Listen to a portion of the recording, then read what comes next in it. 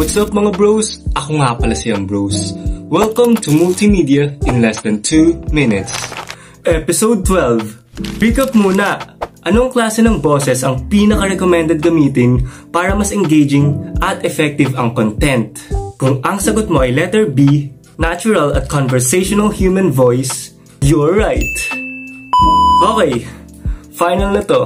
Kung nakaabot ka hanggang dito, saludo ako sa'yo. Pero bago tayo magpaalam, ito ang last principle na dapat mong malaman. Ang tawag dito ay image principle. Dati, uso yung laging may mukha ng speaker sa gilid ng screen habang nagpapaliwanag. Sabi nila, mas engaging daw. Pero ayon kay Mayer, hindi naman pala laging kailangan yun.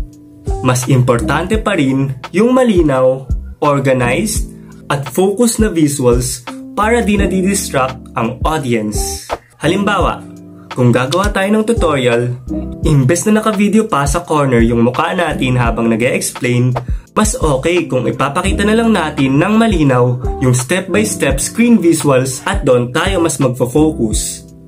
At ayun, nakompleto na natin ang 12 multimedia design principles. But then again, always focus on keeping your content ethical and appropriate.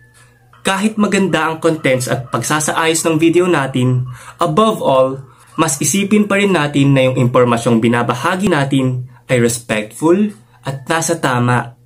Iwasan nating magsabi ng mga inappropriate na bagay na maaaring makasakit ng damdamin ng iba. Always remember the netiquette while also keeping our contents neat. Hindi naman sila mutually exclusive. Ikaw sa tingin mo, kailan mas okay na may speaker na nakikita sa video at kailan mas maganda na visuals lang ang focus? May na-experience ka na bang ganito? Let me know your thoughts in the comments.